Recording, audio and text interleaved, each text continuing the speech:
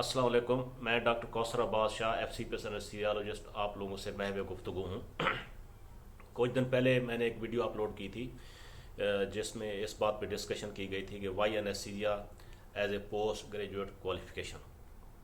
आज ये इसी के तसलसल में मैं बात मज़ीद करना चाह रहा था कि FCPS जो लोग करना चाहते हैं उनके लिए उनको पार्ट 1 की तैयारी के लिए कुछ गाइडलाइन दी जाए।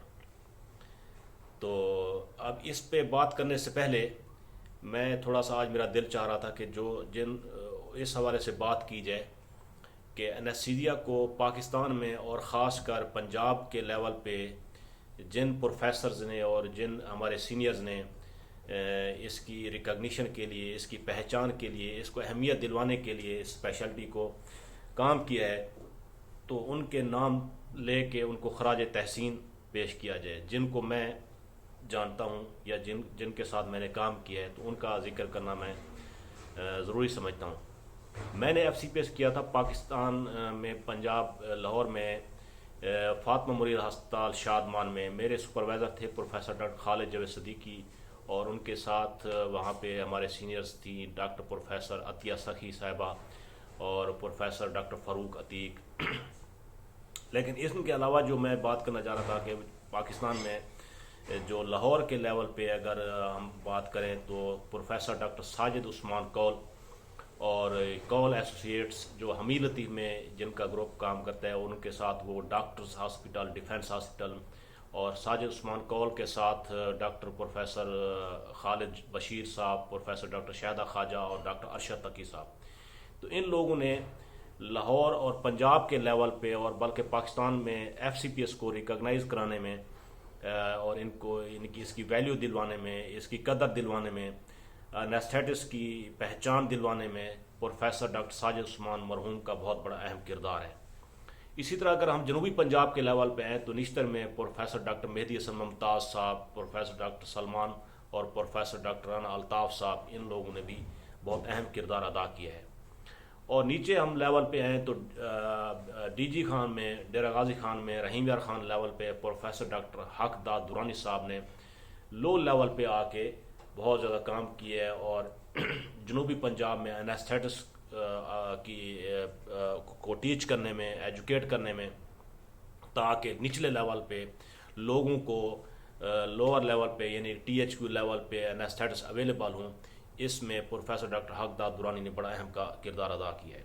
तो ये थोड़ा सा मेरे जहन में था कि मैंने कहा चलो इनके हवाले से उनको खराज तहसीन पेश किया जाए, क्योंकि एनेस्थीसिया की स्पेशलिटी को पंजाब के लेवल तक और अपर लेवल पाकिस्तान के लेवल तक जिन लोगों ने काम किया है उनका नाम ले के उनको सैल्यूट पेश किया जाए।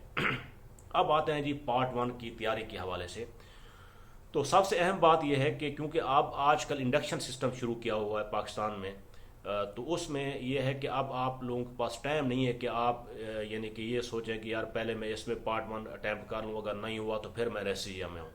तो इसलिए सबसे अहम तो यह है कि आप टाइम ज़ाया करने की बजाय ड्यूरिंग MBBS आप पहले से प्लान करके रखें कि आपने कौन सी स्पेशलिटी चूज़ करनी है। तो अगर आपने एनेस्थीसिया स्पेशलिटी का माइंड बना लिया है और चूज़ करने का सोच लिया है, तो सबसे पहले यह है कि आप 6 मंथ की house job medicine plus allied में करें, और 6 मंथ की जो house job surgery plus allied में करते हैं उसमें 3 मंथ लाजमी आप हाउस जॉब एनेस्थीसिया में करें, और उसके बाद आप पार्ट 1 की तैयारी शुरू कर देते हैं। लेकिन उसमें यह है कि आप कहीं ना कहीं कोशिश करें हाउस जॉब के बाद भी आप एनेस्थीसिया में ही कहीं MOशिप मिल जाए, किसी प्राइवेट में या गवर्नमेंट में MOशिप मिल जाए, तो ये आपके लिए ज़्यादा बेहतर होगा, क्योंकि आप ड्यूरिंग प्रिपरेशन आप एनेस्थीसिया में काम कर रहे होंगे, तो वो आपको आगे जो क्वेश्चंस आते हैं प्रैक्टिकल और क्लिनिकल एप्लीकेशन के हवाले से, एनेस्थीसिया के हवाले से, तो वो आपको हेल्प आउट करेंगे। अब आते हैं बुक्स के हवाले से तो और सिस्टम वाइज, तो इसको डिस्कस कर लेते हैं। तो अनाटमी में अगर हम देखते हैं तो बेसिक्स जो होते हैं बेसिक सब्जेक्ट्स में अनाटमी, फिजियोलॉजी, फार्माकोलॉजी, तो इसमें से MCQs आपके आते हैं पार्ट 1 एनेस्थीसिया में।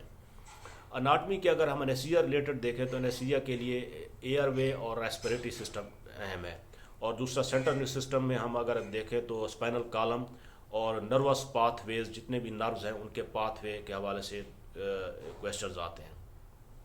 اور اس کے علاوہ جو دوسرا آ جاتی ہے آپ کے پاس فزیالوجی میں بھی مین امپارٹنٹ آپ کا جو انیستھیزیا میں ہے وہ ریسپریٹری سسٹمز ہے، سینٹرل نروس سسٹمز ہے، رینل سسٹمز ہے، اور الیکٹرولائٹ فزیالوجی وغیرہ آتی ہے. یہ اہم ہے اس میں انیستھیزیا میں. اور نروس سسٹم میں جو سمپتھیٹک نروس سسٹم ہے، پیرا سمپتھیٹک نروس سسٹمز ہے، اس کی فزیالوجی ریلیٹڈ کویشچنز ہیں وہ بڑے امپارٹنٹ ہیں. اب فارماکالوجی میں ہے کہ انڈکشن ایجنٹس جو یوز ہوتے ہیں انیستھیزیا میں، اور انہیلیشنل ایجنٹس اور جو ریورسل ایجنٹس وغیرہ ہوتے ہیں انیستھیزیا میں، جو ڈرگس انیستھیزیا ریلیٹڈ ڈرگز ہوتی ہیں، اور کارڈیو واسکولر سسٹمز میں جو آئنوٹراپس یوز ہوتے ہیں. یہ فارماکالوجی کے حوالے سے ان چیزوں پہ آپ کا فوکس ہونا چاہیے. یہ ہوگی بیسکس جو ریلیٹڈ ہیں انیستھیزیا سے. اب انیستھیزیا ریلیٹڈ جو کویشچن ہوتے ہیں ان کے لیے آپ کو کون سی بکس پڑھنی چاہیے، اس حوالے سے میں آپ کو ایڈوائز کروں گا جو مارگن انیستھیزیا کی بکس ہے اس کے پہلے 15 سے 20 چیپٹر جو ہیں، جس میں اناٹمی بھی اس میں ڈسکس کی گئی ہوتی ہے، فزیالوجی بھی ڈسکس کی گئی ہوتی ہے، اور یہ جو فارماکالوجی میں نے بتائی ہے ڈرگس، اس میں انیستھیزیا اپلیکیشن کے حساب سے یہ ڈرگس وہاں بھی ان کو ڈسکس کیا گیا ہے. ان کے یوزز ہو گئے، ان کے میکانزم آف ایکشنز وغیرہ ہو گئے، اور ان کی ڈوزز وغیرہ، کیونکہ اس سے ریلیٹڈ کویشچنز آپ کو آتے ہیں. تو آپ کو کم از کم 2 دفعہ 3 دفعہ یہ مارگن کے پہلے 15-20 چیپٹر پڑھنا چاہیے، تاکہ آپ وہاں پہ جو کویشچنز ہیں اور آپ ان کو آسانی سے حل کر سکیں. اور دوسری بکس ہے انیستھیزیا فزکس فار انیستھیٹسٹ. یہ بک انیستھیزیا ایکوپمنٹس کے حوالے سے بڑی یوزفل ہے. یہ آپ کو پاکستان میں مل جاتی ہے، اس کو آپ ریڈ کر لیں کم از کم 2 دفعہ. اور اسی طرح اسٹیٹسٹکس کے کچھ سوال آتے ہیں، وہ بھی اسی فزکس فار انیستھیٹسٹ میں آپ کو مل جاتے ہیں. اگر آپ ایم سی کیوز کے حوالے سے پڑھنا چاہتے ہیں تو ایم سی کیوز میں ایک بک ہے، میں آپ کو جو ریکمینڈ کروں گا، برائن اے ہال کے نام سے آتھر ہیں، برائن اے ہال. اور کچھ بورڈ ریویو سیریز جو ہیں اس کے ایم سی کیوز ہیں F R C A part 1 کے لیے، تو وہ بھی آپ پڑھ سکتے ہیں. تو یہ جو اس طرح کی آپ تیاری کریں گے، اور اس میں یہ ہے کہ کم از کم 3 مہینے آپ اس کے لیے اپنے رکھیں. 3 مہینے آپ نے ان سبجیکٹس کو اچھی طرح سے پڑھنا ہے، پھر آپ پارٹ 1 کے اٹیمپٹ کے لیے جائیں. لیکن اس کے لیے وہی آپ کو بتایا ہے کہ 3 مہینے کے ہاؤس جاب لازمی کیجئے، اور اس کے بعد بھی جب آپ کے ہاؤس جاب کمپلیٹ ہو جائے کوشش کریں کہیں نہ کہیں آپ as a M O join کریں، گورنمنٹ پرائیویٹ جہاں بھی، بے شک تیاری بھی کریں اور ساتھ ساتھ یہ کلینکل ورک بھی آپ کرتے رہیں. پھر آپ کی اچھی تیاری ہوگی اور انشاءاللہ آپ پارٹ 1 فرسٹ اٹیمپٹ میں آپ پاس کر جائیں گے. ٹھیک ہے جی، گڈ لک، اللہ آپ کو کامیاب کرے. ہماری دعائیں آپ کے ساتھ ہیں. یہ ویڈیو یوٹیوب چینل پہ بھی جائے گی، تو وہاں پہ آپ اس کو سبسکرائب کر دیجیے گا اور بیل آئیکن کو دبا دیجیے گا. تھینک یو جی، جزاک اللہ. اپنا خیال رکھیے. اللہ حافظ.